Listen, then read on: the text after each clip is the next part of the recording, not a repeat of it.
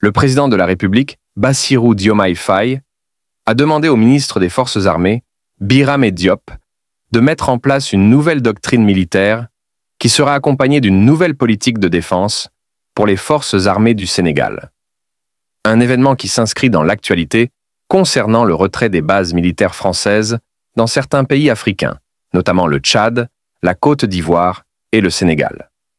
De prime abord, il est nécessaire pour le Sénégal de revoir sa politique de défense, car étant pendant longtemps sous le joug de la puissance coloniale, la France est de l'influence des États-Unis d'Amérique, première puissance militaire au monde. S'il est vrai que la présence de ces bases militaires repose sur des accords de défense entre l'État du Sénégal et ses pays occidentaux, force est de constater que la géopolitique et les relations diplomatiques entre les États ont complètement changé au niveau mondial. La guerre russo-ukrainienne, la naissance des États du Sahel, la montée du terrorisme au Sahel, la guerre commerciale entre les USA et la Chine, imposent au Sénégal la mise en place d'une nouvelle doctrine militaire. De nos jours, les forces armées travaillent aux côtés des start-up, des civils, qui apportent leur expertise pour développer les outils modernes de défense et d'attaque en termes de drones, de chars N, blindés, de missiles, de ciblage et de renseignement. L'armée du Sénégal est réputée être une armée républicaine bien formée et bien organisée. De nos jours, les forces armées travaillent aux côtés des start-up, des civils, qui apportent leur expertise pour développer les outils modernes de défense et d'attaque en termes de drones, de chars AN, blindés, de missiles, de ciblage et de renseignement. Le concept d'armée-nation dont on parle au Sénégal depuis des années manque vraiment de résultats concrets sur le plan militaire.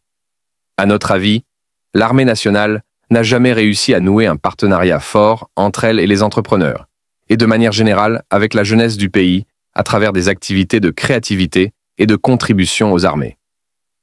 La nouvelle doctrine militaire du Sénégal doit permettre d'impliquer les start-up dans la créativité d'une défense nationale. Si nous prenons l'exemple des USA, de l'Europe, l'industrie de défense est développée par des entreprises et start-up civiles, qui collaborent avec les forces de défense et de sécurité FDS. Ainsi, la nouvelle doctrine militaire du Sénégal doit permettre d'impliquer les start-up dans la créativité d'une défense nationale. Elle doit s'appuyer sur le renforcement de la coopération militaire avec les États du Sahel pour lutter contre le terrorisme. L'industrie des drones. La Turquie, la Chine et l'Inde ont également beaucoup progressé en matière de défense et de sécurité.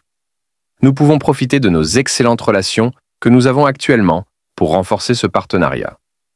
En ce qui concerne les USA, nous devrons renforcer notre coopération militaire, car c'est la première puissance militaire du monde, surtout sur le plan technologique, de l'armement et de la formation de nos ressources humaines. L'heure est au réarmement partout dans le monde et le Sénégal doit s'inscrire dans ce mouvement. Pour la France, il faut garder la coopération militaire, même si elle va abandonner ses bases militaires. Il s'agira de voir comment utiliser ces dernières dans notre stratégie de défense nationale. C'est un pays doté de l'arme nucléaire et qui a un très grand savoir-faire en matière d'armée conventionnelle. En somme, l'heure est au réarmement partout dans le monde, et le Sénégal doit s'inscrire dans ce mouvement et comme on dit, la meilleure stratégie pour faire la paix est de préparer la guerre. L'État a une obligation régalienne de protéger sa population et son territoire national. Pour arriver à cette fin, le Sénégal doit trouver le juste milieu pour atteindre ses objectifs de développement économique et social, tout en ayant une armée moderne prête au combat.